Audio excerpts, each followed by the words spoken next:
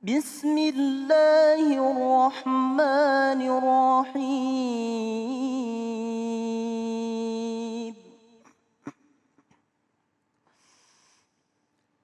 ما أفاء الله على رسوله من أهل القرى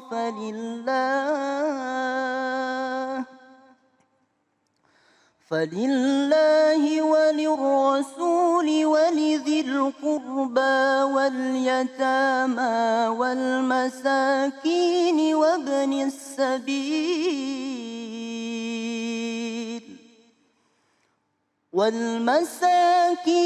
وابن السبيل كي لا يكون دولة بين الأغنياء منكم وما آتاكم الرسول فخذوه وما نهاكم عنه فانتهوا واتقوا الله إن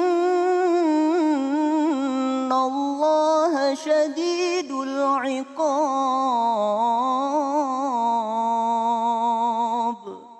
صدق الله العظيم. Bismillahirrahmanirrahim. Allahumma salli ala Sayyidina Muhammad wa ala ali Sayyidina Muhammad. Assalamualaikum warahmatullahi wabarakatuh. Masya Allah, alhamdulillah alamin. Di hari yang insya Allah penuh dengan nikmat, penuh dengan barokah ini kembali lagi saya Ali Zainal menemani pemirsa di rumah di dalam Cahaya Hati Indonesia. Dan baik, ada 3 tema yang akan kita bahas pada kesempatan kali ini. Yang pertama adalah tandanya seorang muslim mendapat ridho Allah Subhanahu wa taala. Masya Allah, tidak ada yang kita harapkan di atas muka bumi ini kecuali ridhonya Allah Subhanahu wa taala. Masya Allah ya. Yang kedua, resep sehat Rasulullah Sallallahu Alaihi Wasallam. Yang ketiga, mudahnya ibadah di masa pandemi. Nanti kita akan bertemu dengan guru-guru kita yang dimuliakan Allah Subhanahu wa taala, di antaranya Ustadz yang dimuliakan Allah Subhanahu wa taala Kang Rashid, Ustadz Azhari Nasution, dan Ustadz Abdul Latif Hatam. Seperti biasa nanti kita akan ngaji ceria bersama guru kita Ustadz Munawir Ngacir. Dan jamaah yang dimuliakan Allah Subhanahu wa taala tetap menjaga 5M ya. Ini penting banget dan jangan sampai kita kasih kendor ya. Kita akhiri pandemi ini secara bersama-sama. 5M-nya itu mencuci tangan, menggunakan masker, menjaga jarak, menghindari kerumunan, dan membatasi diri untuk bepergian. Kalau nggak penting-penting amat, di rumah aja. Dan baik, langsung aja kita akan masuk ke dalam tema kita yang pertama. Tandanya seorang muslim mendapat ridha Allah Subhanahu wa taala bersama guru kita yang dimuliakan Allah Subhanahu wa taala Kang Rashid. Allahumma shalli ala Sayyidina Muhammad. Bismillahirrahmanirrahim. Assalamualaikum warahmatullahi wabarakatuh. Assalamualaikum warahmatullahi wabarakatuh. Alhamdulillahi wa kafa. Wassalatu wassalamu ala sayyidinal mustafa wa ala alihi wa ashabihi ahli sidki wal wafa. Ashhadu an la ilaha illallah wa ashhadu anna sayyidana Muhammadan abduhu wa rasuluh. Ayyuhal hadirun, saudaraku pemirsa Cahayati Indonesia yang dirahmati Allah Subhanahu wa taala. Terima kasih Bang Ali. Hari kali ini kita akan membawakan tema tanda hamba yang diridhoi Allah Subhanahu wa taala. Mudah-mudahan ini bagian dari merawat iman, menjaga imun, kemudian kita akan menjadi aman. Walaupun di tengah gencarnya ujian dari Allah berupa COVID-19 ini, iman jangan merosot, imun tingkatkan, insya Allah kita aman dunia dan akhirat. Salah satu untuk menambah keimanan itu, mari kita mengenal tanda-tanda, parameter, apa sih tanda yang diberikan Allah bahwa amalan kita itu diridhoi Allah Subhanahu wa taala. Allah berfirman dalam satu ayatnya, hal ini tergambarkan dengan satu sifat. Bismillahirrahmanirrahim. Radhiyallahu anhum wa radu'an. At-Taubah ayat 100. Allah itu meridhoi mereka, meridhoi aktivitasnya, meridhoi pikirannya, meridhoi rasa yang ada pada hatinya. Radhiyallahu anhum. Begitupun mereka waradu anhu, dan mereka pun ridho kepada Allah. Kang Rasid, bagaimana menemukan tanda-tanda di hati bahwa kita ini sudah ridhoi Allah ataukah belum? Tapi di sini Bang Ali dan pemirsa, Allah memberikan tanda kepada kita di dalam surat Al-Anfal ayat 24. Allah menyampaikan parameternya. Bismillahirrahmanirrahim. Wa'lamu annallaha yahulu bainal mar'i wa qalbi. Ketahuilah bahwa sesungguhnya Allah itu akan berinteraksi dengan manusia itu melalui hatinya. Allah akan bercengkrama, akan berinteraksi, akan cicet, akan diskusi dengan hambanya melalui hati hambanya. Jadi kalau mau mengenal tanda-tanda Allah ridho atau belum, rasakan oleh hatimu. Taib. Hal ini juga Kangjeng Nabi mempertegas. Kemudian Imam Ibnu Athaillah menggambarkan secara detail. Idza aradta an ta'rifa qadruka indallah, jika engkau mau mengetahui posisimu di hadirat Allah, diridhoikah atau dimurkakah, dibenci atau dicintaikah, idza aradta an ta'rifa qadruka indallah, jika engkau mau mengetahui keadaanmu, posisimu di hadirat Allah, fangdur aina aqamaka, ketahuilah apa kesibukanmu saat ini. Itu tandanya. Lihatlah kesibukanmu akhir-akhir ini berupa apa kegiatannya. Fangdur aina aqamaka, ketahuilah apa saja kesibukanmu akhir-akhir ini. Kalau engkau disibukkan dengan hal-hal yang baik, tanda Bang Ali. Kalau disibukkan dengan kesibukan tentang aduh corona gitu, tanda gitu ya. Nah itu sebuah tanda. Bahkan Kangjeng Nabi, Bang Ali dan pemirsa, Nabi memberikan satu isyarat. Allah diketahui oleh kita bagaimana Allah berada di hatimu. Nomor 1 kah, nomor 2 kah, atau nomor terakhir kah? Kang Rasid menyebutnya Allah first. Jadikanlah Allah selalu nomor 1 dalam hidupmu. Pertama Imam Ibnu Athaillah memberikan tanda. Idza sagalta bidzikri fa'lam annahu an yudhkiroka. Jika akhir-akhir ini engkau disibukkan dengan ingat terus kepada Allah, ada corona, kembali kepada Allah. Ada peristiwa antrian jenazah yang akan dimakamkan, ingat kepada Allah. Melihat betapa dahsyatnya daya jangkit virus menyebar kepada dunia, ingat kepada Allah. Jadi semua peristiwa yang engkau lihat, semua peristiwa yang engkau rasakan, bahkan semua peristiwa yang engkau di dalamnya, kemudian itu mengantarkanmu ingat kepada Allah, fa'lam annahu yuridu an yudhkiraka, ketahuilah wahai saudaraku, itu tandanya Allah sedang mengingatmu. Allah sedang ingat lewat peristiwa ini, Allah mengingatkan kita lewat peristiwa itu, Allah menegur kita lewat peristiwa ini. Itu tandanya Allah sedang ingat padamu, sedang mencintaimu. Itu yang pertama. Tanda yang kedua Imam Ibnu Athaillah memberikan kepada kita, apakah kita diridhoi atau tidak. Nomor 2, idza sagalta bit ta'at fa'lam annahu qurbaka. Jika akhir-akhir ini engkau disibukkan dengan berbagai macam ketaatan kepada Allah, taat munajat, taat berdoa, asik membaca Al-Quran, itu ketahuilah fa'lam annahu qurbaka. Itu tandanya Allah sedang mendekat kepadamu Bang Ali. Sedang mendekat. Coba kita sangat perhatian ke orang tua, tanda ridallahu fi ridul waliden wa suhtullahu fi suhtil waliden. Salah satu tanda bahwa engkau diridhoi Allah, engkau suka berbakti ke orang tua. Pada kondisi begini orang tua yang sudah sepuh lihat berita kan gelisah tuh Bang Ali. Maka dia telepon, mama sehat, sehat mama, papa sehat. Itu satu tanda bahwa dia sedang diridhoi Allah. Taib. Itu tanda nomor 2. Jika engkau disibukkan dengan berbagai macam jenis ketaatan, fa'lam annahu kurbaka, bahwa Allah sedang mendekat kepadamu. Itu satu tanda, tidak disibukkan dengan mabuk, tidak disibukkan dengan maksiat, tidak disibukkan dengan obrolan-obrolan yang tidak manfaat, tapi disibukkan dengan ketaatan. Itu tanda Allah sedang ridho kepadamu. Tanda nomor 3, pemirsa Cahaya Indonesia yang dirahmati Allah Subhanahu wa taala, Imam Ibnu Athaillah menyampaikan juga kepada kita, fa idza saghalta bil Quran. Jika engkau, tadi saya dengar qari membacakan Quran sangat dalam maknanya. Jika engkau akhir-akhir ini disibukkan dengan menghafal Al-Quran, membaca Al-Quran, menerjemahkan Al-Quran, menelaah isi Al-Quran, idza saghalta bil Quran, pokoknya engkau disibukkan dengan Quran, fa'lam annahu yuridu an yuhaddisaka.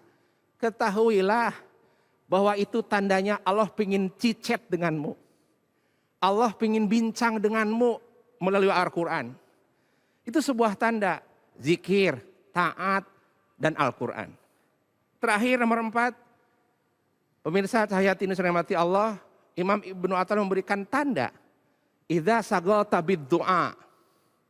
Jika engkau disibukkan dengan meminta terus, tidak ada waktu untuk tidak meminta. Selalu ketika mau makan dia berdoa, ketika selesai makan berdoa, ketika masuk kendaraan berdoa, tiba di rumah berdoa, disibukkan dengan doa-doa. Idza saghalta bid du'a fa'lam annahu yuridu an yu'tika. Bang Ali, itu sebuah tanda bahwa Allah hendak memberimu hendak memberi sesuatu kepadamu, memberikan ampunan, memberikan jalan keluar. Itu tanda.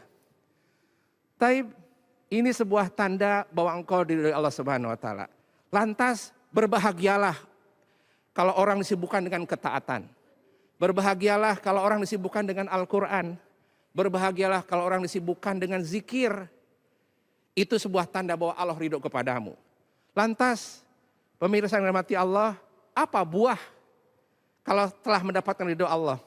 Allah menyampaikan kepada kita bahwa dalam surat Rahman menyampaikan, waliman khafa maqama rabbih jannatan. Ketika keseharianmu selalu dalam ketaatan, Allah akan memberikan 2 surga kepadamu. Jannatan. Apa Kang Rasid 2 surga itu? Pertama, surga di dunia. Para ahli tafsir menerjemahkan 2 surga itu adalah surga di dunia dan surga di akhirat, Bang Ali. Apa Kang Rasid surga di dunia? Pertama, ada satu kenikmatan ketika munajat, itu surga. Ada suatu kebahagiaan ketika melaksanakan ketaatan, itu surga. Kemudian terbukakannya pemaknaan, makna hikmah, itu surga. Itu surga yang Allah berikan di dunia. Surga yang kedua, orang-orang yang dapatkan ridho Allah adalah dia akan mendapatkan surga di akhirat kelak. At-Taubat ayat 100 menyampaikan, radhiyallahu anhum wa radu'an. Allah meridhoi mereka dan mereka ridho kepada Allah. Terus Allah menjanjikan kepada mereka yang mendapat keridhaan itu, wa adzalahum jannatin tajri tahtihal anhar. Allah menjanjikan kepada mereka surga. Surga Aden, yang dimananya di bawahnya itu mengalir berbagai sungai yang membuat kita terpesona. Kemudian khalidina fiha abada, dia tinggal abadi di dalamnya. Dalikal fauzul adim, ini adalah buah dari keridhaan Allah kepadamu.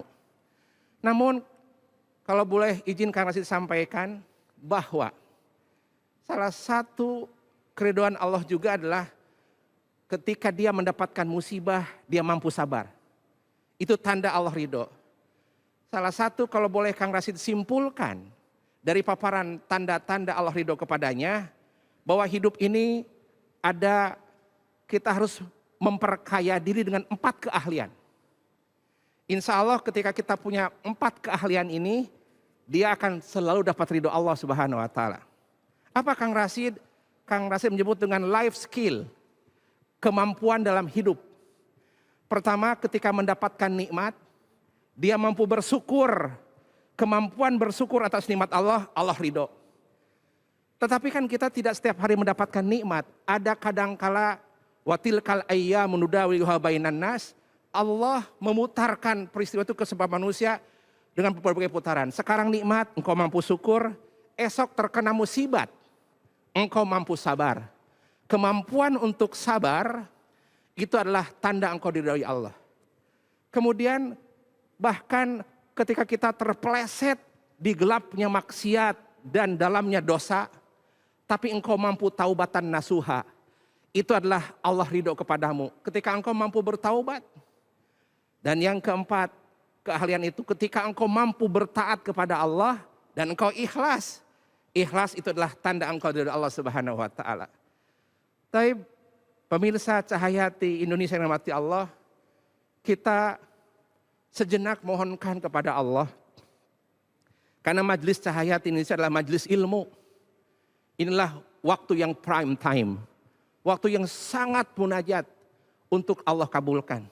Kita mohonkan di majelis ilmu Cahayati Indonesia ini, semoga ujian yang menimpa negeri ini segera Allah angkat. Amin ya Allah. Ya amanal khaifin. Wahai Allah yang memberikan rasa aman di hati-hati mereka yang takut. Aminna mimma nakhaf. Amankan rasa takut ini oleh-Mu. Ya amanal khaifin. Wahai Allah yang menancapkan rasa aman di hati mereka yang takut. Salimna mimma nakhaf. Selamatkan rasa takut ini dengan rasa tentram kepadamu. Ya amanal khaifin. Wahai Allah yang menancapkan rasa aman di hati-hati yang takut. Najjina mimma nakhaf. Hilangkan rasa takut ini, ganti dengan rasa tentram karena ada jaminan darimu. La haula wala quwata illa billahil aliyil azim. Masya Allah, Masya Allah. Jamaah yang dimuliakan Allah Subhanahu wa taala, tidak ada yang kita harapkan di atas muka bumi ini kecuali berkah-Mu, rahmat-Mu, redha-Mu ya Allah ya Karim, yang selalu Engkau limpahkan buat kami semuanya, Masya Allah ya. Yang disampaikan oleh guru kita, Masya Allah, ini merupakan ilmu selamat dunia, ilmu selamat di akhirat. Dan baik, jamaah yang dimuliakan Allah Subhanahu wa taala, mohon izin guruku, di sini ada pertanyaan dari media sosial, Ali bacain dulu. Siap, silakan Bang Ali. Pertanyaannya adalah, apakah tanda redha Allah itu berupa kebaikan saja? Jika masih mendapat kesulitan dan musibah dalam kehidupan itu, tanda Allah tidak redha sama kita. Dan apa yang harus kita perbuat? Terima kasih Bang Ali dan penanya yang dirahmati Allah. Apakah kita berbuat baik saja itu sebagai tanda ridho Allah? Kalau kita berbuat maksiat atau kesalahan bagaimana? Baik dan buruk itu dari Allah. Bagaimana kita menyikapi ketika baik dan bagaimana kita menyikapi ketika buruk perbuatannya. Orang-orang yang bisa melakukan kebaikan, terimalah dengan ridho kepada Allah dan jangan angkuh ketika engkau berbuat baik. Kadang ketika engkau berbuat baik terpeleset kepada angkuh dan sombong. Kebaikanmu adalah malapetaka karena membuatmu jadi angkuh dan sombong. Tapi kalau engkau berbuat kesalahan, kemudian engkau ingat kepada Allah dan engkau merasa hina di sisi Allah, kemudian engkau mendekat dengan taubat, keburukan mengantarkanmu kepada taubat, keburukan itu jadi kebaikan kepadamu karena membuatmu jadi taubat kepada Allah. Begitu Bang Ali, sampai dipertegas oleh Imam al khairu yurisu ijan wastikbaron, ya. Maaf sekali, as-sayyi'atu urisat ijan wastikbaron khairun min sayyi'atin urisat dilan wastikbaron. Kalau toh berbuat baik itu membuatmu angkuh dan sombong, lebih baik ketika engkau berbuat buruk dan membuatmu hina kepada Allah dan engkau taubat. Perbuatan burukmu mengantarkanmu taubat kepada Allah, ini lebih baik dibanding engkau telah berbuat baik tapi engkau angkuh kepada sesama manusia, kebaikanmu mengantarkan kepada keburukan. Dengan kata lain, kuncinya adalah amal ibadah itu harus karena Allah. Semua bermuara kepada Allah. Allah first. Engkau diridhoi Allah Subhanahu wa taala. Masya Allah. Tambahkan setiap doa di dalam salat kita, berkahmu, rahmatmu, ridhamu ya Allah adalah langkah kami, Masya Allah ya. Dan baik, kita akan masuk ke dalam tema kita yang selanjutnya nanti. Kita di sini akan membahas tentang resep sehat Rasulullah Sallallahu Alaihi Wasallam. Jangan kemana-mana, tetap bersama kami di Cahaya Hati Indonesia.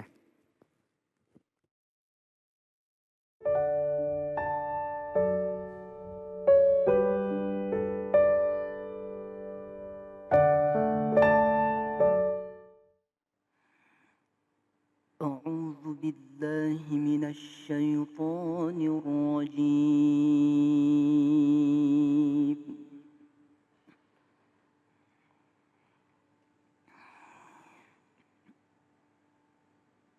بسم الله الرحمن الرحيم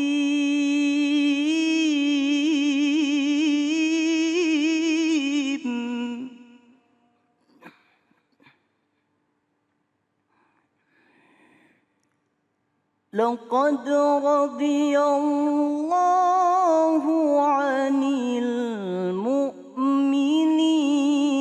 إذ يبايعونك تحت الشجرة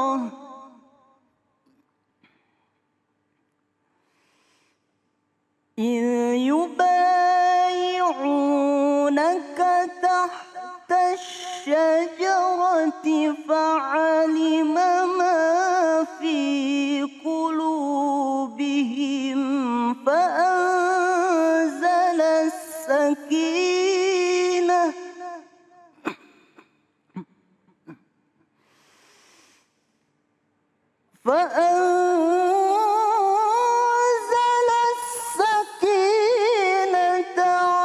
عليهم وأثابهم فتحا قريبا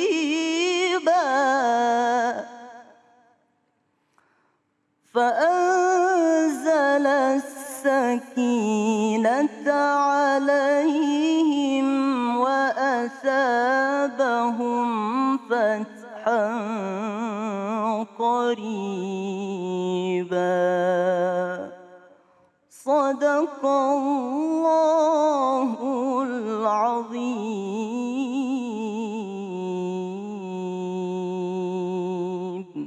Maha benar Allah dengan segala firman-Nya, Masya Allah. Muhammad Yusuf, Masya Allah, terima kasih.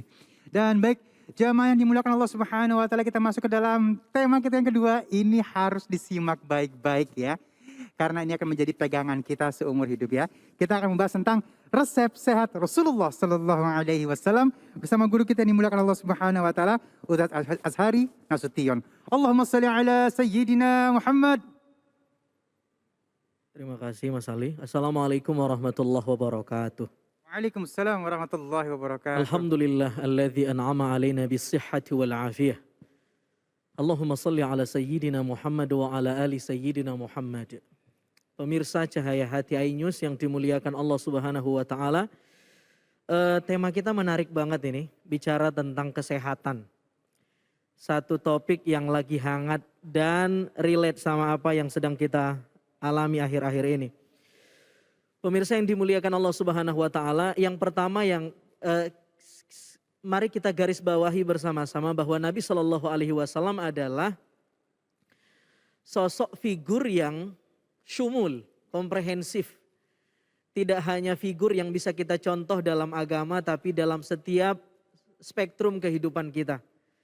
Termasuk kalau kita mencontoh figur mana yang tepat untuk kita contoh dalam hidup sehat, itu Nabi Shallallahu Alaihi Wasallam.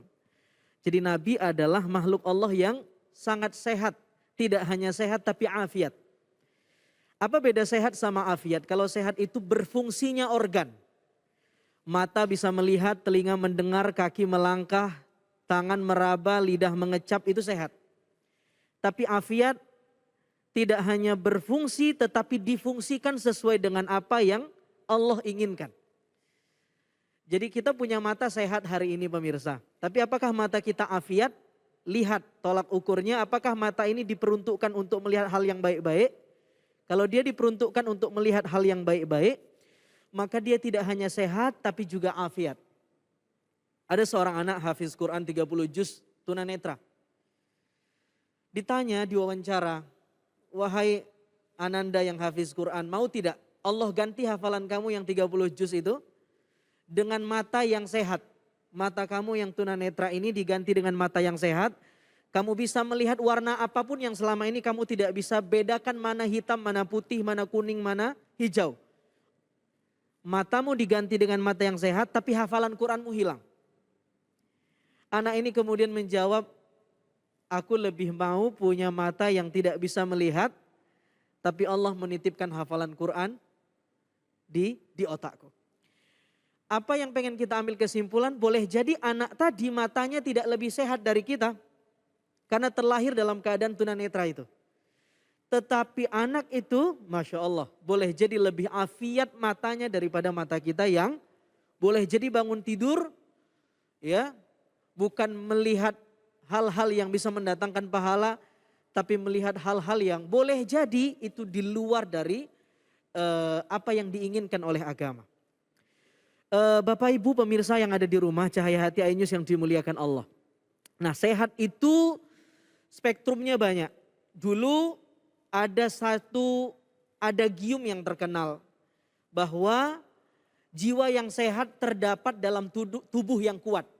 Ternyata adagium ini paradoks ya. Ternyata banyak orang yang tubuhnya kuat, ya, six pack, ya, nge-gymnya jago, tapi tidak semua orang yang tubuhnya kuat dan kekar itu punya mental yang sehat. Banyak juga mentalnya nggak sehat gitu loh. Ternyata adagium ini paradoks realitanya. Nah, makanya WHO itu kemudian memberi standar sehat itu tidak hanya fisik ya. Ada sehat secara jasmani, fisik, bugar, tapi ada sehat secara psikologis, batiniah. Ada sehat secara mental, ada sehat secara spiritual, dan ada sehat secara sosial. Nah, Nabi ini insan kamil, manusia yang paripurna, tidak hanya sehat fisiknya, tapi sehat spiritualnya, insan kamil, sehat secara sosial. Nabi menyuruh kita silaturahim, silaturahim itu sehat secara sosial, bisa memperpanjang umur dan lain-lain. Jadi sehat itu luas sekali. Tapi oke lah, kalau kita coba mau bicara bagaimana sehat ala Nabi Shallallahu Alaihi Wasallam, ada beberapa hal yang bisa kita contoh. Satu, perhatikan pola makan kita. Al-Quran sebenarnya sudah memberikan satu statement. A'udzubillahi minasyaitonirrajim. Falyanzuril insanu ila ta'ami. Falyanzuril insanu ila ta'ami. Perhatikan wahai manusia, apa yang kamu makan. Jadi kita disuruh tuh. Disuruh ngecek yang kita makan ini apa. Berasal dari mana, halal atau tidak. Zatnya ini baik atau tidak buat kita. Boleh jadi baik bagi seseorang, bagi orang lain tidak baik karena dia punya kolesterol misalnya. Ya, dan lain-lain. Nah, ini perhatikan makanan termasuk minuman. Termasuk minuman dalam ini. Ya, minuman itu penting sekali. Penting sekali. Dalam Islam kita diajarkan tuh minum seteguk demi seteguk. Tidak boleh langsung. Itu diajarkan. Ya. Makan dengan duduk. Ya. Dan Nabi itu tidak pernah kenyang 2 hari berturut-turut. Jadi Nabi sangat memperhatikan tidak hanya apa yang dimakan tapi porsinya. Ini pola hidup Nabi Shallallahu Alaihi Wasallam. Makanan dan minuman. Air putih itu bagus. Iya, kopi juga bagus sebenarnya itu. Itu ada ulama Syekh Ihsan Jampes. Itu punya kitab khusus yang berbicara tentang kopi, Irsyadul Ikhwan. Jadi kopi itu minumannya para wali, kekasih Allah. Dengan minum kopi, para ulama itu sengaja minum kopi biar begadang. Tapi begadangnya bukan begadang yang konotasinya negatif. Begadangnya di sepertiga malam buat ibadah. Nah, salahnya kita minum kopi habis itu main gaplek. Nah, ini yang keliru ya. Para wali Allah itu minum kopi biar bisa apa? Bangun sepertiga malam terakhir untuk ibadah. Biar kuat zikirnya. Jadi Masya Allah. Nah, setelah pola makan, yang kedua pola tidur. Pola tidur. Ini sunnah Nabi yang paling enak. Dan sayangnya sunnah Nabi yang paling enak ini banyak yang Umat Nabi sendiri nggak percaya sama ini. Nabi itu, anan Nabi sallallahu alaihi wasallam, Nabi itu kana yanamu awwalal lail. Nabi itu tidur di awal malam. Lalu kemudian thumma yakumu akhirahu. Nabi bangun di sepertiga akhir malam. Nah, coba perhatikan, ini sunnah Nabi yang paling enak, Mas Ali. Tidurlah di awal malam, bangunlah di sepertiga akhir malam atau di akhir malam itu. Sunnah Nabi yang enak ini pun kadang-kadang kita enggak nurutin. Apalagi disuruh sholat duha, tahajud, sholat wajib, terlalu berat. Ya, bagi sebagian orang mungkin. Nabi cuma nyuruh kita tidurlah di awal malam, bangun di sepertiga akhir malam. Itu pun kadang-kadang kita enggak nurut. Susah Ustadz, enggak bisa tidur. Nah, padahal itu sunnah yang paling mudah. Disuruh tidur. Supaya apa? Supaya bisa bangun malam. Jadi jam begadangnya itu dirubah. Jam bergadangnya itu dirubah. Kita suka memutar fitrah jam biologis kita. Yang harusnya waktu tidur kita jadikan buat bangun. Jam tidur kita jadikan buat bangun. Nanti jam bangun kita jadikan buat tidur. Jadi nggak boleh tuh misalnya tidur setelah subuh, itu dilarang.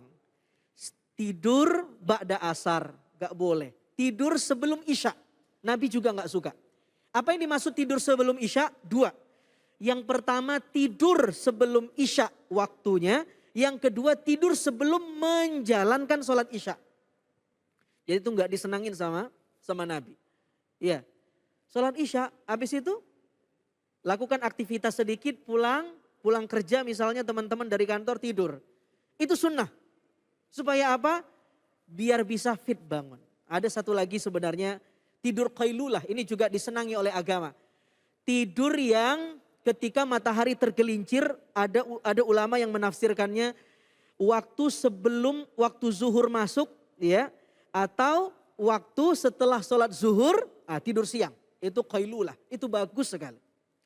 Jadi orang yang tahajud, qiyamul lail, dia bangun di sepertiga akhir malam untuk mengganti waktu jam tidurnya itu sunnah, itu bagus sekali dia tidur di waktu siang tadi, qailulah. Jadi perhatikan tidur. Wa ja'alna laila libasa. Allah menjadikan malam itu sebagai libas. Libas itu pakaian, penghangat, tempat istirahat. Jadikan malam kita itu tempat istirahat. Wa ja'alna an-nahara ma'asya. Dan dijadikan siang itu sebagai apa? Tempat mencari penghidupan.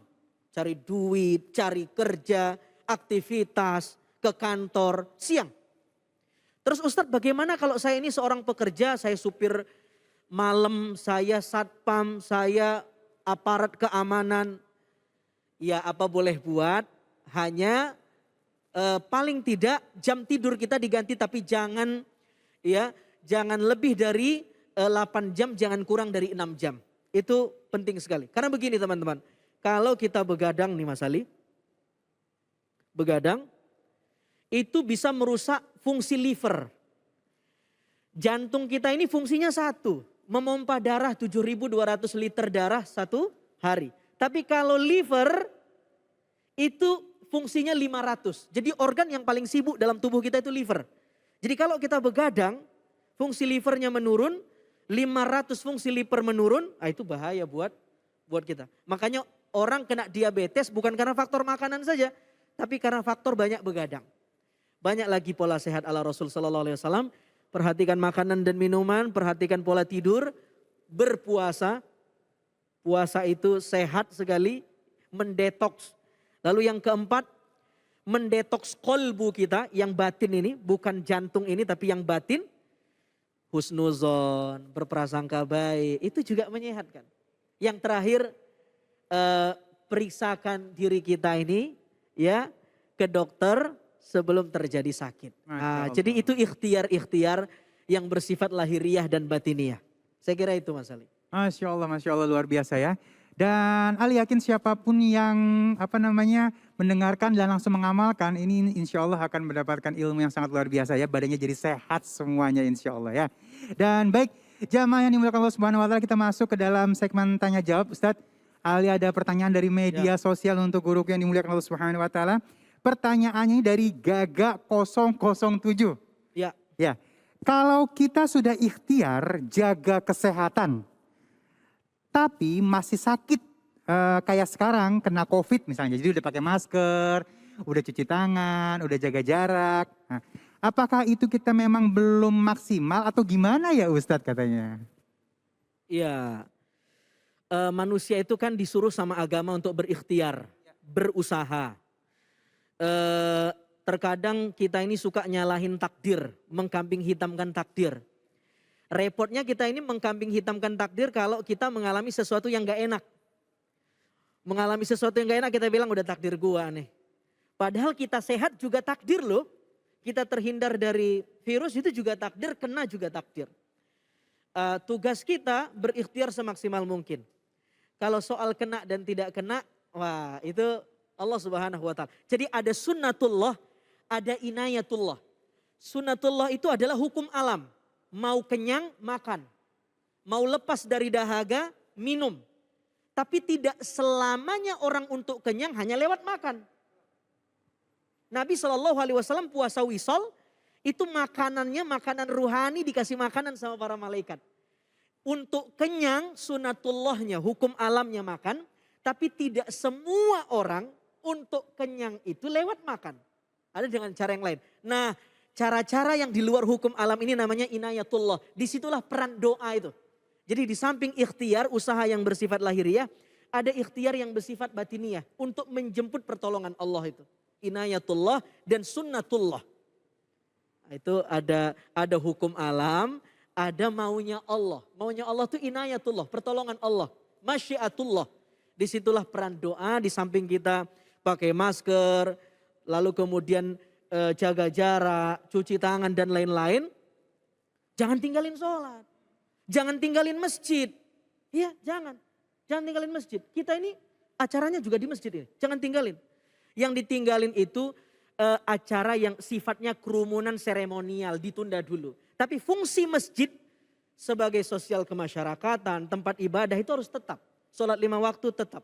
Tapi hal yang bersifat kerumunan, PHBI, syiar-syiar Islam seremonial itu ditunda dulu. Jadi saya kira itu penting. Baik, Masya Allah, terima kasih guruku ilmunya. Waduh. Dan baik, nanti sesaat lagi kita akan membahas tentang mudahnya ibadah di masa pandemi. Jangan kemana-mana, tetap bersama kami di Cahaya Hati Indonesia.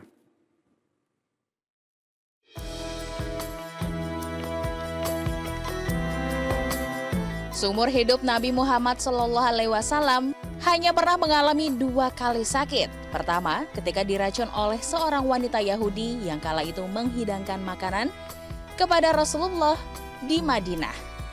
Kedua, beliau sakit menjelang wafat. Sudah semestinya kita menjaga kesehatan.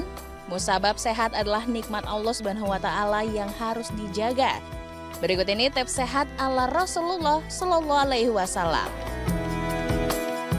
Di urutan pertama, tidak tidur terlalu malam atau begadang. Rasulullah tidak menganjurkan umatnya untuk begadang. Hal itulah yang melatar belakangi beliau tidak berbincang-bincang setelah waktu Isya. Kemudian sekitar pukul 3 pagi beliau sudah terbangun untuk melakukan sholat malam. Kedua, berpuasa. Diketahui dalam hadis riwayat Turmuzi, Rasulullah sering berpuasa pada hari Senin dan Kamis.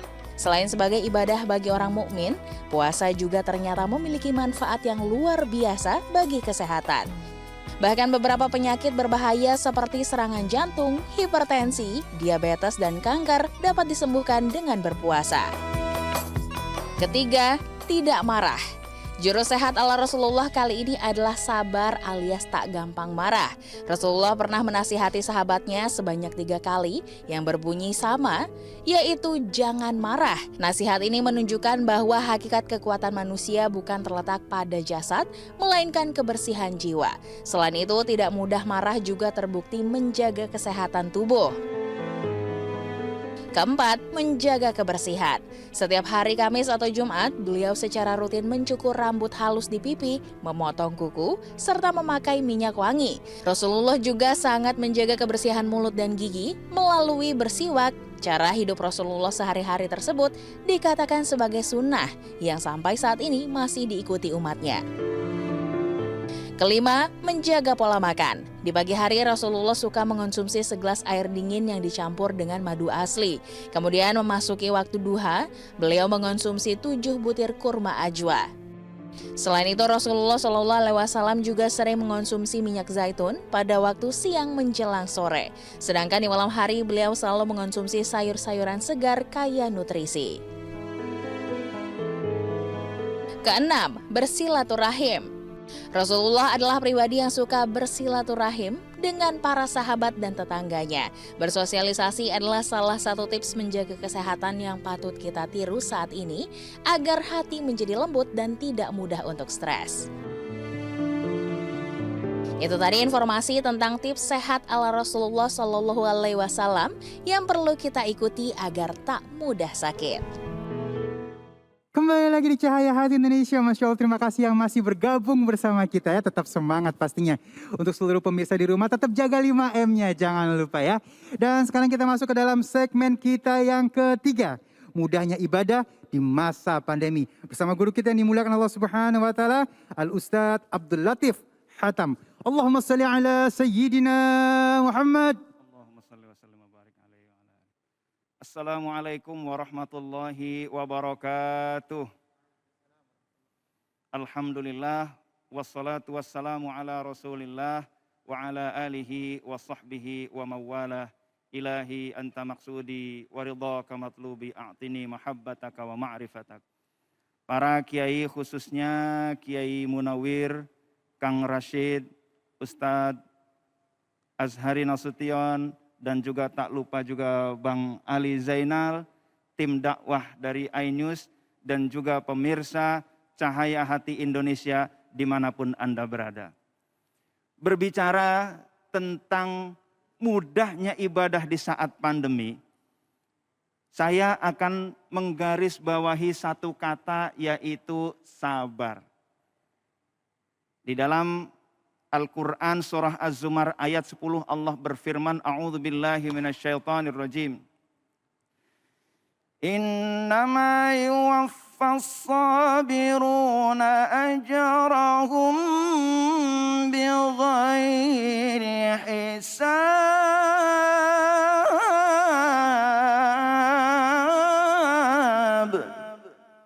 Innama yuwaffas sabiruna ajrahum bighairi hisab. Sesungguhnya Allah menyempurnakan pahalanya kepada siapa? As-sabiruna, kepada orang-orang yang sabar, bighairi hisab, tanpa hisab. Bayangkan hadirin dan hadirat yang dimuliakan oleh Allah, kuncinya sabar. Dan mudahnya ibadah di saat pandemi ini bisa dilihat dengan dua kacamata. Yang pertama adalah kacamata syariat. Di dalam surah At-Taghabun ayat 16 Allah berfirman, fattaqullaha mastata'tum, bertakwalah kepada Allah semampu kalian. Maka ketika ada pembatasan-pembatasan, ada prokes, ada aturan sini dan situ, maka kita taat kepada aturan-aturan itu.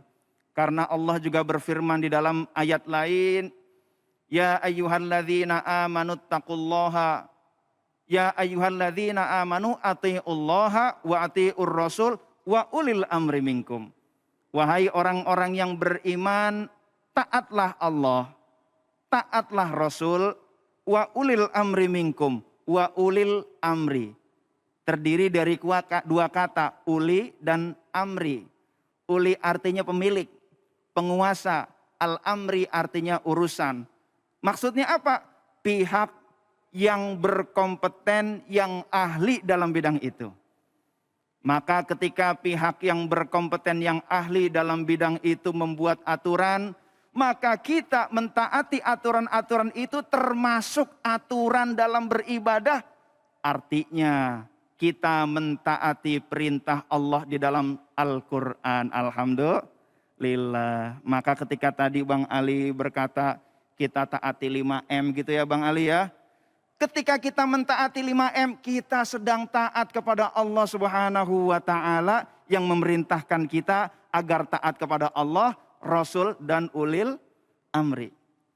Hadirin dan hadirat yang dimuliakan oleh Allah Subhanahu wa taala, kacamata pertama adalah kacamata syariat.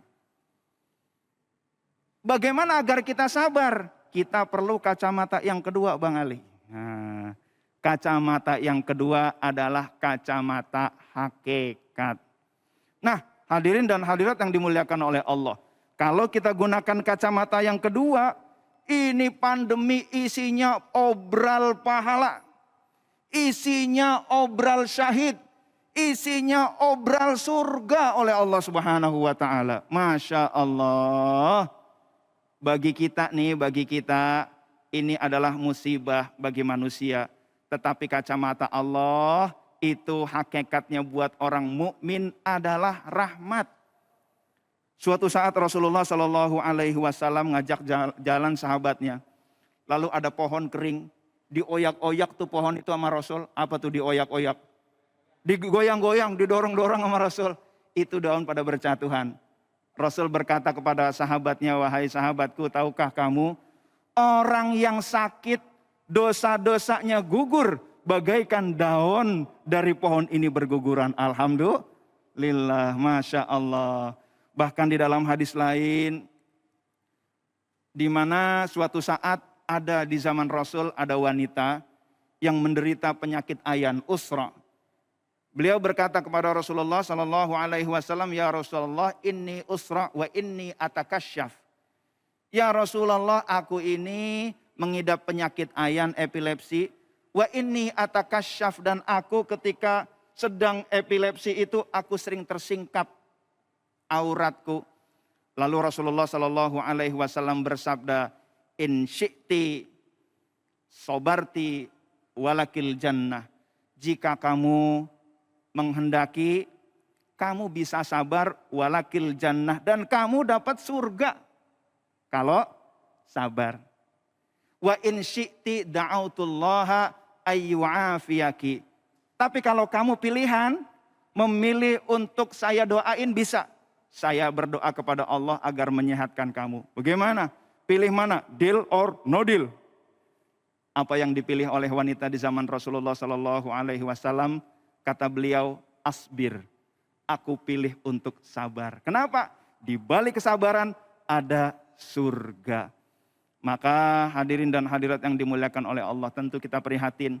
Kita bersedih saudara-saudara kita yang dalam keadaan sakit, betul. Luar biasa perjuangan mereka, dan kami berdoa kepada Allah semoga Allah sembuhkan penyakit Anda semua. Amin ya rabbal alamin. Tetapi saya juga ingin memberi kabar gembira. Jika kita bersabar atas penyakit yang Allah berikan kepada kita, surga sudah menunggu kita. Alhamdulillah. Hadirin dan hadirat yang dimuliakan oleh Allah Subhanahu wa taala. Jadi diangkat derajatnya. Bahkan di dalam hadis lain, tidaklah seorang muslim yushaku syaukatan, tertusuk duri, illa kutibat lahu biha darajah. Kecuali dengan tertusuknya itu ada derajat yang ditinggikan oleh Allah. Bayangin, satu duri nusuk, derajatnya ditambah oleh Allah. Gimana kena COVID? Wah, langsung tinggi. Alhamdulillah. Maka Rasulullah Sallallahu Alaihi Wasallam mengajarkan bagaimana kita meringankan penyakit kita. Kata Sayyidatuna Aisyah berkata bahwa karena Rasulullah Sallallahu Alaihi Wasallam idza ra'a ma yuhibbu qala alhamdulillahilladzi bi ni'matihi tatimmu shalihat. Jika Rasulullah Sallallahu Alaihi Wasallam menjumpai apa yang beliau suka, beliau berkata, alhamdulillahilladzi bi ni'matihi tatimmu shalihat.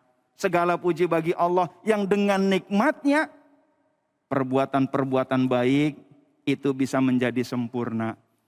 Dengan kesehatan bisa berangkat haji, bisa silaturahim, sedekah, kerja dan lain sebagainya. Tetapi bagaimana jika beliau menemui sesuatu yang tidak beliau suka? Wa idza ma ra'a ma yakrahu, ketika Rasul mendapati sesuatu yang beliau tidak suka, apa kata beliau? Beliau tidak berkata, waduh bagaimana nih, ini gini sih dan lain sebagainya. Tidak. Beliau berkata, Alhamdulillahi ala kulli hal. Segala puji Allah bagi Allah atas apapun kondisinya. Karena sekali lagi kacamata Allah bagi mukmin hanya satu, yaitu rahmat. Akhlak pun begitu.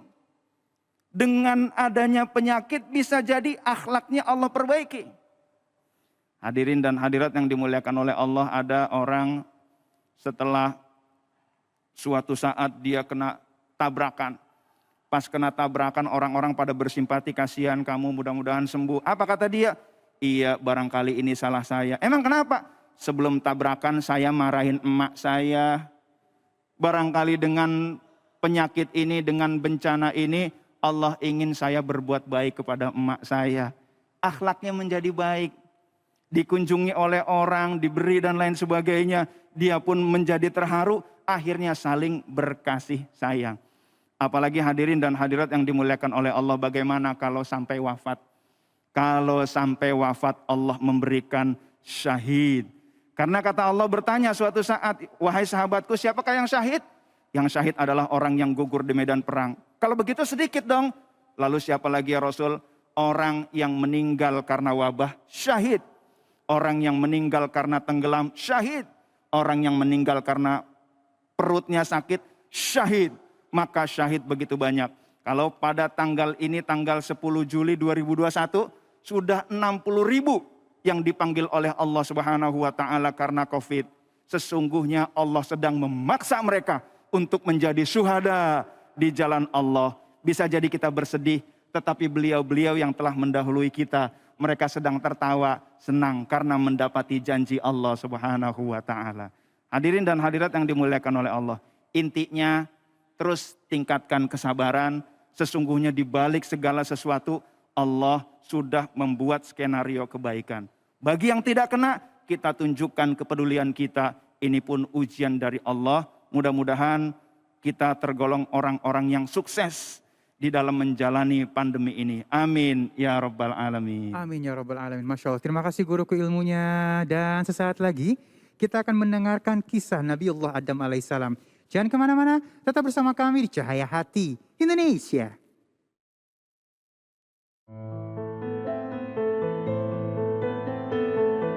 Hajar Aswad merupakan batu yang dibawa oleh Nabi Adam alaihi salam dari surga ketika ia diturunkan ke bumi oleh Allah Subhanahu wa Ta'ala. Awalnya batu tersebut berwarna putih bersih, akan tetapi lama-kelamaan batu tersebut menjadi hitam legam.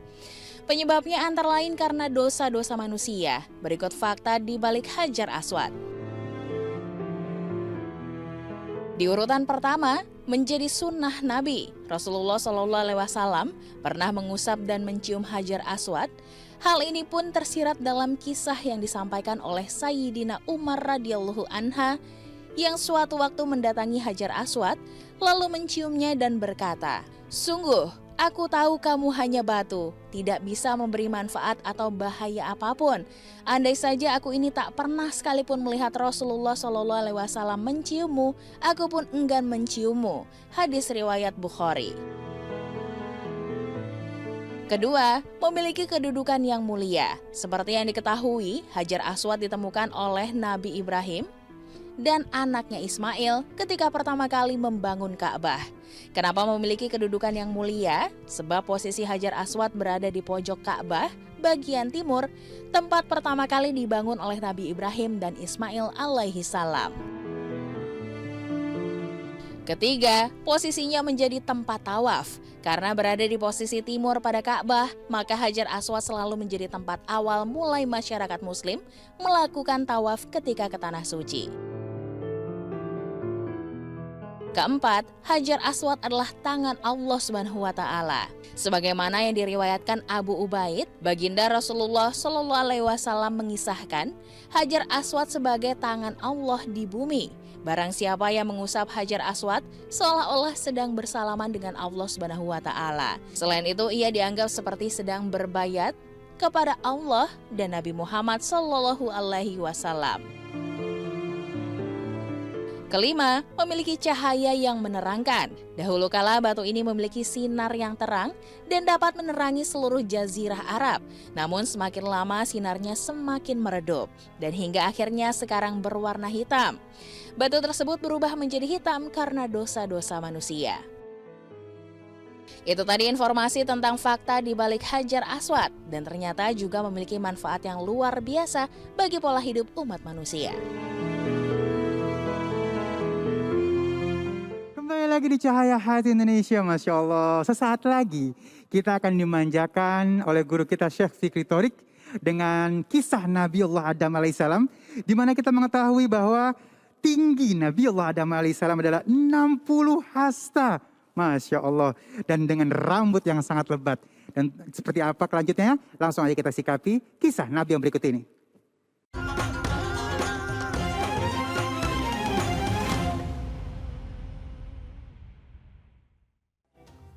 فوسوس لهما الشيطان ليبدي لهما ما وري عنهما من سوآتهما وقال ما نهاكما ربكما عن هذه الشجرة إلا أن تكونا ملكين أو تكونا من الخالدين وقاسمهما إني لكما لمن الناصحين.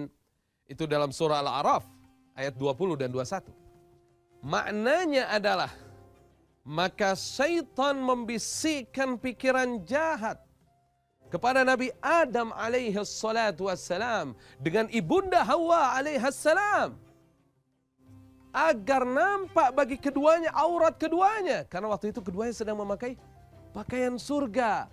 Otomatis begitu melanggar aturan Allah, pasti dicabut semua kenikmatan dari Allah subhanahu wa ta'ala. Dengan mengatakan, ini bisikan ini, tidaklah Tuhan kamu berdua melarang kamu berdua untuk mendekati pohon ini. Melainkan karena Tuhan kamu berdua tidak menginginkan kamu berdua menjadi malaikat atau kamu berdua kekal di dalam surga. Dan bahkan syaitan itu bersumpah kepada keduanya, sesungguhnya aku adalah penasihat yang baik untuk kalian berdua. Akhirnya syaitan membisikkan pikiran kepada Nabi Adam bahwa pohon yang dilarang itu adalah pohon khuldi. Jadi itu bukan nama yang sebenarnya. Itu godaan syaitan. Fawaswasa ilaihi syaitan. Qala ya Adam hal adulluka ala syajaratil khuld. Ala syajaratil khuldi wa mulkin la yabla. Itu dalam surat Toha ayat 120. Maka syaitan membisikkan pikiran jahat kepada Nabi Adam alaihi salatu wassalam dengan mengatakan, wahai Adam, maukah kamu kutunjukkan tentang pohon khuldi? Khuldi itu bahasa Arab artinya kekal abadi. Kerajaan yang tidak akan pernah punah selamanya kau jadi raja, Hawa selamanya jadi ratu. Itu pohon yang dilarang sama Allah, itu pohon khuldi. Kalau kamu makan buahnya, kamu kekal dengan Hawa dalam surga. Akhirnya pada saat itu tergodalah Nabiullah Adam alaihi salatu wassalam dengan Sayyidati Hawa alaihi salam. Fadallahuma bighurur. فلما ذاقا الشجرة بدت لهما سوآتهما وطفقا يخصفان عليهما من ورق الجنة. Maka dengan tipu muslihatnya syaitan, mulailah Nabi Adam dengan Sayyidati Hawa merasakan buah dari pohon yang dilarang itu. Maka nampaklah bagi keduanya auratnya. Ketika nampak bagi keduanya auratnya, keduanya menutupi kemaluannya dengan daun-daun surganya Allah subhanahu wa ta'ala. Ada riwayat daun dari pohon tin. Wallahu a'lam bissawab. Intinya pada saat itu Nabi Adam alaihi salatu wassalam langsung mendapatkan firman dari Allah subhanahu wa ta'ala. fanadahuma rabbuhuma alam anhakuma antil quma syajarati wa akul lakuma inna syaitana lakuma aduwwum mubin. Maka menyerulah Tuhan keduanya, maksudnya Allah Subhanahu wa taala, menyeru kepada Adam dan Hawa, bukankah sudah aku larang kalian berdua dari pohon itu? Dan aku telah katakan kepada kamu berdua bahwa syaitan adalah musuh bagi kalian berdua yang nyata. Keluar Nabi Adam dan Sayyidati Hawa ke alam muka bumi Allah Subhanahu wa taala. Inilah bahayanya godaan syaitan. Bisa mengeluarkan kita dari rahmat Allah, bisa mengeluarkan kita dari kenikmatan. Wa'iyadzubillah. Ada riwayat yang mengatakan nazala Adam fil Hind wa Hawa fi Jeddah. Nabi Adam turun di India. Ada gunung tertinggi di India. Dan Sayyidati Hawa turun di Jeddah. Ada yang mengatakan Nabi Adam turun di Dahna antara Mekah dengan Taif, sedangkan Hawa turun di Jeddah. Wallahu a'lam bissawab. Walhasil turun keduanya ke muka bumi, keluar dari dalam surga Allah Subhanahu wa taala. Kecerdasan spiritual Nabi Adam alaihi salatu wassalam dengan ibunda Hawa ketika turun di alam muka bumi Allah Subhanahu wa taala. Keduanya tidak ada yang saling mengetahui. Nabi Adam tidak tahu di mana Hawa. Ibunda Hawa tidak tahu di mana ayahanda Adam. Maka keduanya bermunajat memohon ampunan Allah Subhanahu wa taala. Qala, keduanya berkata, Rabbana zalamna anfusana wa illam taghfir lana wa tarhamna وَإِن لَّمْ تَغْفِرْ لَنَا وَتَرْحَمْنَا لَنَكُونَنَّ مِنَ الْخَاسِرِينَ. Wahai Tuhan kami Allah, kami zalimi diri kami sendiri ya Allah. Jika Engkau tidak mengampuni kami dan merahmati kami, kami masuk dalam golongan orang-orang yang merugi ya Allah. Nabi Adam tidak sibuk menyalahkan Sayyidati Hawa, begitu juga dengan sebaliknya. Tidak sibuk menyalahkan syaitan, padahal syaitanlah penyebabnya. Tapi keduanya mengakui salah dan meminta ampun serta rahmat Allah. Akhirnya keduanya diberikan petunjuk oleh Allah Subhanahu wa taala untuk berhijrah menuju mana?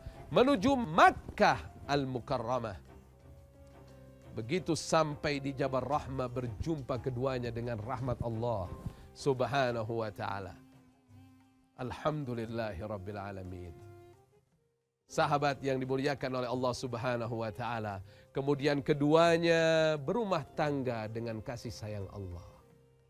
Menurut riwayat, Sayyidati Hawa melahirkan 20 kali melahirkan. Setiap kali melahirkan laki perempuan kembar. Setiap kali melahirkan laki perempuan kembar. Ada riwayat lain mengatakan bahwa Sayyidati Hawa 120 kali melahirkan. Setiap kali melahirkan laki perempuan kembar. Jadi anaknya 240 kalau 120 kali melahirkan. Dan anak pertama adalah Qabil. Saudari kembarnya namanya Iklimah. Anak kedua namanya Habil. Saudari kembarnya namanya Labuda. Begitulah sahabat yang dimuliakan oleh Allah Subhanahu wa taala. Hingga begitu anak-anaknya dewasa, perintah dari Allah Subhanahu wa taala untuk menikahkan anak keturunan Nabi Adam alaihissalam.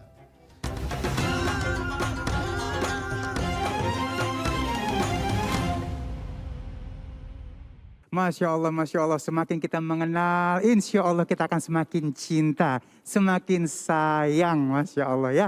Dan baik jamaah yang dimuliakan Allah Subhanahu wa taala, seperti biasa sesaat lagi kita akan ngaji bersama guru kita Ustadz Munawir Ngacir. Jangan kemana-mana, tetap bersama kami di Cahaya Hati Indonesia.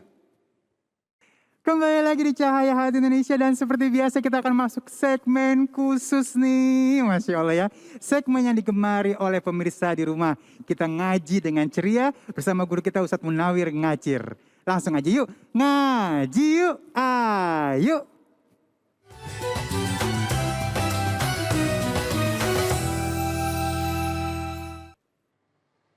Dari padang Arafah lalu ke Muzdalifah, bermalam di Mina melontar 3 jumrah, syarat rukun haji sempurnalah sudah, semogalah ibadah haji mabrur.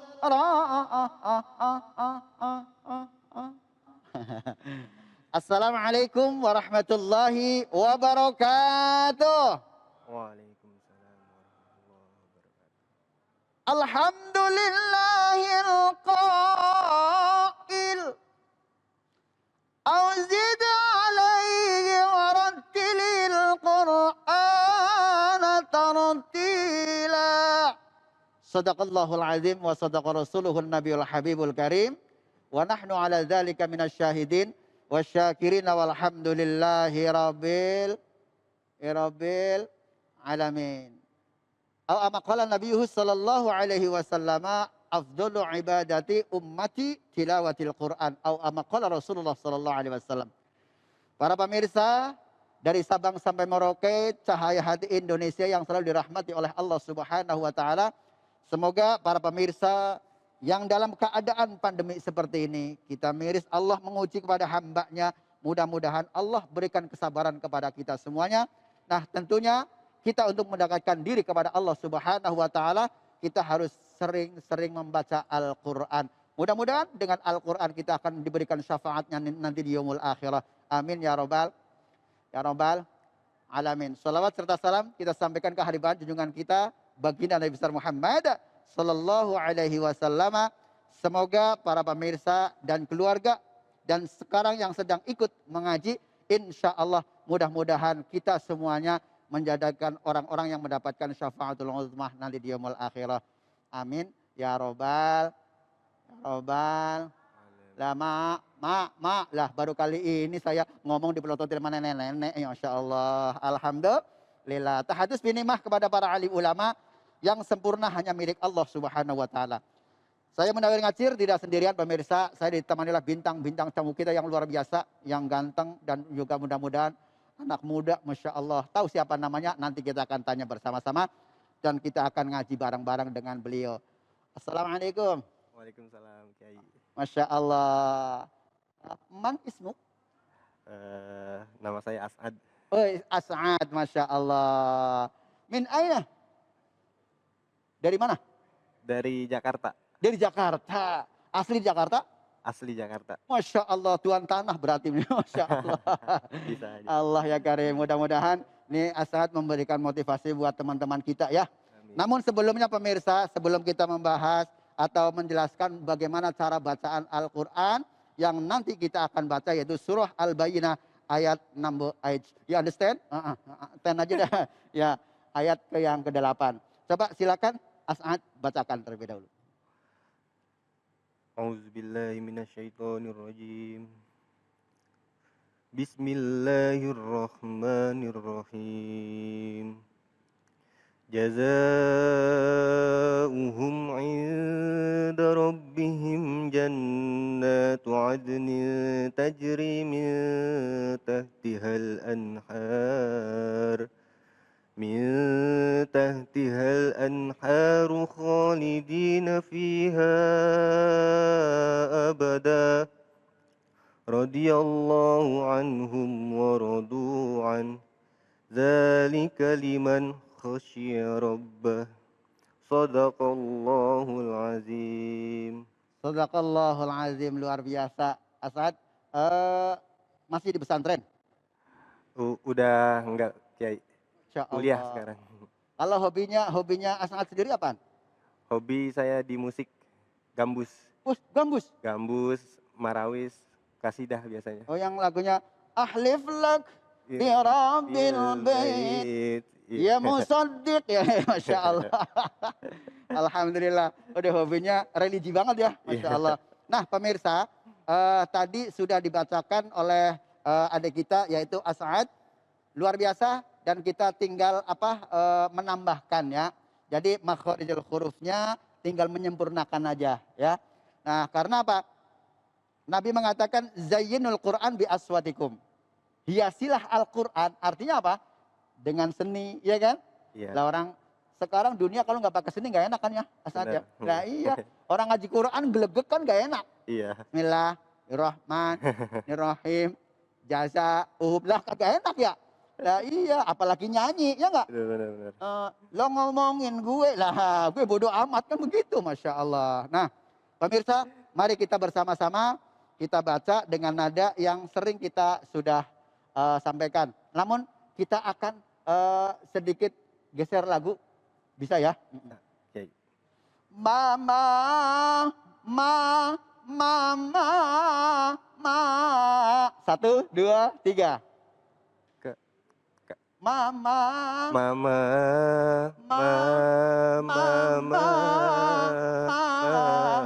Nah, itu kayak orang lagu gaul saja, cengkoknya ada gitu. Itu. Bismillahirrahmanirrahim. 1, 2, 3. Bismillahirrahmanirrahim. Masya Allah. Ini memang kalau lagu cengkok gambus enak aja gitu. Terus luar biasa. Yuk mari kita masuk ke ayatnya.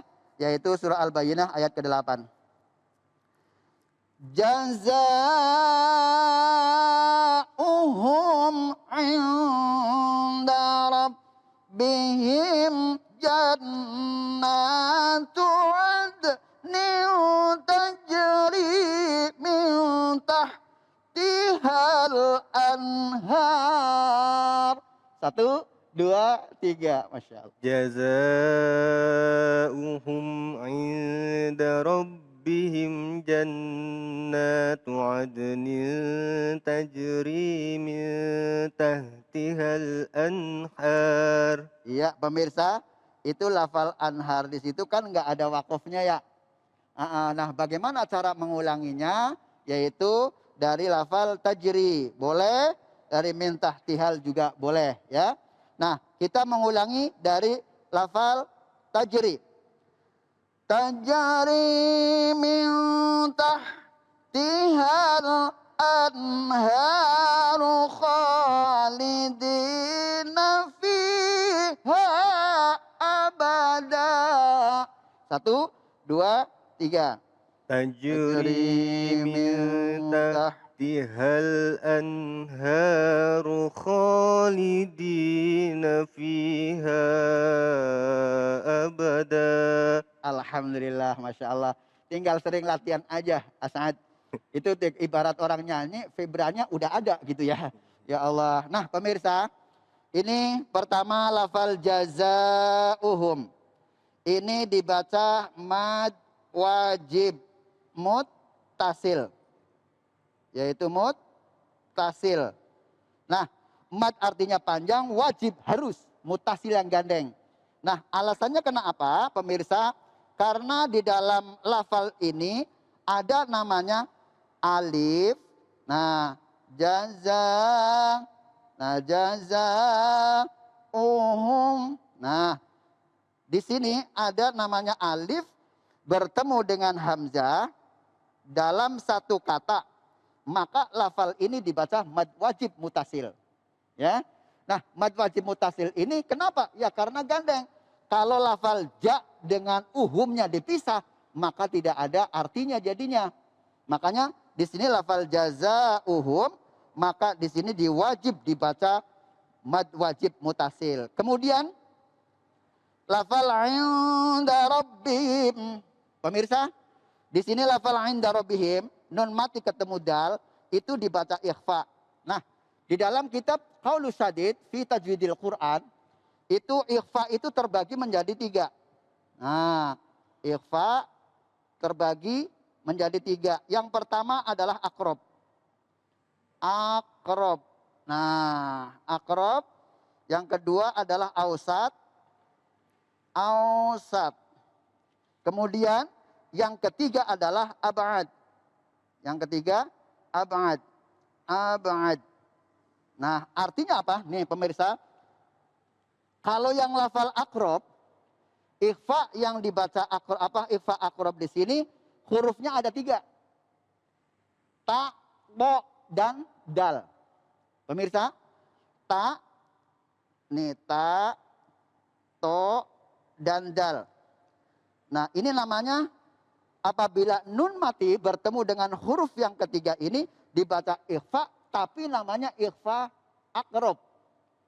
Akrob artinya dekat, ya, artinya dekat. Yang asal katanya qoroba yuqorribu takriban takribatan takroban tikroban muqarraban muqarribun muqarrabun qarrib la tuqarrib muqarrabun muqarrabun. Itu waktu saya sekolah di madrasah begitu gitu. Masya Allah. Jadi ada 12 kata ya, As'ad. Nah, kenapa dibaca ikhfa akrob? Nah, di sini karena ta, to, dan dal itu satu tempat di dalam makhorijul hurufnya, ya. Di dalam makhorijul hurufnya ta. Nah, seperti itu kan. Kemudian po, ini pemirsa mohon maaf ya, saya buka sedikit karena untuk mencontohkan huruf ta, po, dan dal, ya kan? Ini alisan masih dalam lisan kita. Kalau makhorijul huruf kan dibagi menjadi 5. Ada namanya al-jauf, terus ausat, terus al-khayshum, dan juga namanya al-lisan. Nah, ada 5 di situ, makanya cara mengeluarkan hurufnya ini apabila ikhfa dan ikhfa ya, ikhfa itu terbagi menjadi 3, maka ikhfa yang di dalam lafal 'inda rabbihim ini termasuk ikhfa akrob, ya. Ikhfa akrob artinya dekat. Min, ain. Nah, seperti itu kan. 'Inda rabbihim. Coba dicoba. 'Inda rabbihim. Asad. Ainnya. 'Inda rabbihim. 'Inda rabbihim. Oke. A'i'u'a. Nah, Masya Allah. Nah, di sini susahnya ya. Iya. Baru membacanya aja susah, apalagi nafsirin ya. Iya. Masya Allah. Makanya saya suka banget kalau anak muda begini demen ngaji mulu ya. Nah, apalagi masaknya lagi waktunya untuk mencari ilmu, bukan mencari teman, mencari ilmu. Kalau mencari teman untuk bahagia paling gampang, betul nggak? Mencari teman memang mudah apabila untuk teman suka tonet begitu kan. Itu Asad, itu siapa yang nyanyi ya? Roma Irama. Munawir Roma Irama. Ya Allah, subhanallah. Berarti udah Joko Sembung makan permen nih. Udah gak nyambung men begitu ya. Nah, kemudian Jannatu adnin 1 2 3. Jannatu adnin. Ini kolkolah ya. Adnin, kolkolah. Kolkolah ada 2, kolkolah suhro dan kolkolah kubro. Saya ibaratin kiamat lah, kiamat suhro sama kiamat kubro lah. Nah, iya. Kan di dalam kitab Tuhfatul Hidayatus Sibyan dijelaskan. Qalqalatu yajma'u qadbu jadin bayil ladha waqfin wasaqnin tursyadi. Ay. Begitu. Allah. Nah, di sini lafal adnin, adnya dibaca qalqalah, qalqalah. Nah, di sini qalqalah dan kemudian nin tanwin bertemu dengan ta dibaca ikhfa, pemirsa. Adnin tajri min tahtiha al-anharu khalidina fiha abada. Coba dicoba As'ad 1 2 3. Tajri 1 2 3. Adnin tajri. Ulangi lagi. Adnin. Qalqalahnya. Taj. Nah, begitu. عدن تجري من تحتها الأنهار خالدين فيها أبدا. Masya Allah. Kemudian selanjutnya pemirsa, yang terakhir yaitu radhiyallahu anhum wa radu anhu. 1, 2, 3. Radhiyallahu anhum wa radu anhu. Haknya ke bawah. Pemirsa, anhu. Anhu. Anhu. Anhu. Nah, karena Anhu. di situ apa namanya? Nanti untuk apa menggantikan domir kepada apa sesuatu, haknya adalah domir, yaitu ghaib tunggal kan? Gitu. Kemudian yang terakhir ini lafal zalika liman khasyiya rabbah. 1, 2, 3. Zalika liman khasyiya rabbah. Liman khasyiya rabbah. Liman khasyiya rabbah. Khasyiya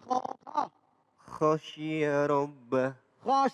Khashi. Nah, nanti kalau di rumah sambil minum khosi gitu aja. Masya Allah. Nah, pemirsa, mudah-mudahan inilah jadi satu kata per kata ada namanya hukumnya di dalam Al-Quran. Sayangilah anak-anak kita agar bisa membaca Al-Quran. Wa yu'allimul kitab, ajarkan kepada anak-anak kita yaitu Al-Quran. Mudah-mudahan menjadi anak-anak yang soleh dan solihah. Dengan lagu yang terakhir, lagu Romul adalah Dzalika liman khasyiya rabbah. Shadaqallahul azim. Mudah-mudahan esok bisa dilanjutkan di surah dan ayat yang berikutnya. Mudah-mudahan kita manfaat semuanya ilmunya dan insya Allah bisa menjadikan pahala kanzil jannah nanti di surganya Allah Subhanahu wa taala. Wallahul muwaffiq ila aqwamit thoriq. Wassalamualaikum warahmatullahi wabarakatuh. Waalaikumsalam. Masya Allah, terima kasih guruku Ustadz Munawir Ngacir. Selalu ceria kita ngaji bersama guru kita Ustadz Munawir Ngacir, Masya Allah ya. Dan baik, jangan kemana-mana, tetap bersama kami di Cahaya Hati Indonesia. Oke, bismillahirrahmanirrahim. Bapak Ibu, tadi kita bicara tentang kesehatan ala Rasulullah. Saya teringat ingin menyadur satu hadis Nabi ya. Kata Nabi SAW, dalam diri kita ini ada mudghah. Yang kalau dia baik, semuanya baik. Tapi kalau dia konslet, ya semuanya konslet. Apa itu qalbu? Apa makna qalbu di sini? Ternyata kata para ulama dua. Ada yang bersifat spirit heart, ada yang physical heart. Ada qalbu yang bersifat fisik jantung, ini harus kita rawat. Karena kalau tidak rawat bisa silent death, mati mendadak, gagal jantung. Tapi bukan hanya jantung yang fisik yang memompa darah 7.200 liter per hari itu yang kita harus jaga juga. Tapi di saat yang sama juga spirit heart. Ada jantung yang bersifat batin. Caranya zikrullah, zikrul maut, dan lain-lain. Mudah-mudahan bermanfaat. Pemirsa, mari kita pandang pandemi ini dengan dua kacamata. Kacamata syariat, yaitu kita taati ulil amri, pakar di bidangnya. Yang kedua adalah kacamata hakikat. Sesungguhnya Allah sedang menebar syuhada. Allah sedang memaksa kita untuk tinggi derajat kita, untuk bersih dosa-dosa kita. Dan Allah paksa kita untuk menjadi para syuhada. Kuncinya satu, sabar. Kalau teman-teman kami para disabilitas netra, mereka sudah tidak dapat pasien selama beberapa lama, selama pandemi ini, mereka terpaksa harus keluar mencari nafkah. Ada yang di tengah jalan dipalak, ada yang keserempet mobil, ada yang masuk ke got. Tetapi teman-teman ini mereka orang-orang yang sabar. Mereka sabar, insya Allah kita juga bisa sabar. Semoga kita lulus. Amin ya rabbal alamin. Pemirsa Cahaya Hati Indonesia, alhamdulillah kita sudah di ujung acara. Cahaya Hati Indonesia, biarkan hatimu bercahaya dan memberikan guidance bimbingan kepada kita. Salah satu membuat hati bercahaya adalah sibukkan dengan berdoa kepada Allah Subhanahu wa taala. Mari kita tutup dengan doa Cahaya Hati Indonesia di hari ini dengan memohon kepada Allah. Ad-du'a saiful mu'min. Doa adalah senjata bagi orang yang beriman. Bismillahirrahmanirrahim. Ya amanal khaifin. Wahai Allah yang memberikan rasa aman di hati-hati kami yang takut. Amin. Takut corona, takut mati, takut sengsara, dan takut miskin. Aminna mimma nakhaf. Ya Allah, amankanlah rasa takut ini. Ya amanal khaifin. Wah ya Allah yang mengamankan rasa hati-hati yang takut. Salimna mimma nakhaf. Selamatkanlah rasa takut ini, ganti dengan rasa tentram. Ganti dengan rasa tumakninah. Ganti dengan rasa yakin dengan jaminanmu ya Allah. Ya amanal khaifin. Wahai Allah yang menentramkan, yang mengamankan hati dan jiwa-jiwa yang takut. Najjina mimma nakhaf. Hilangkanlah, lepaskanlah belenggu takut ini. Ganti dengan belenggu tentram. Ganti dengan ketentraman. Ganti dengan ketenangan. Bahwa likulli da'in dawa. Setiap penyakit pasti ada obatnya. La haula wa la quwata illa billahil aliyil azim. Amin ya rabbal alamin. Terima kasih guru-guruku yang dimuliakan Allah Subhanahu wa taala. Masya Allah, Ustadz Rasif dan Ustadz Azhari Nasution, Ustadz Abdul Latif Hatam. Dan terima kasih juga untuk guru kita yang dimuliakan Allah Subhanahu wa taala, Ustadz Munawir Ngacir. Terima kasih juga untuk Muhammad Yusuf. Terima kasih juga untuk seluruh pemirsa yang ada di rumah. Dan tentu saja terus menjaga 5M, jangan sampai enggak ya. Yang pertama, mencuci tangan menggunakan masker, menjaga jarak, menghindari kerumunan, dan membatasi diri untuk bepergian. Kalau nggak penting-penting amat, di rumah aja. Saya Ali Zainal Doderi, Assalamualaikum warahmatullahi wabarakatuh. Sallallahu ala Muhammad. Sallallahu alaihi wasallam. Sallallahu ala Muhammad. Sallallahu alaihi wasallam. Sallallahu ala Muhammad. Sallallahu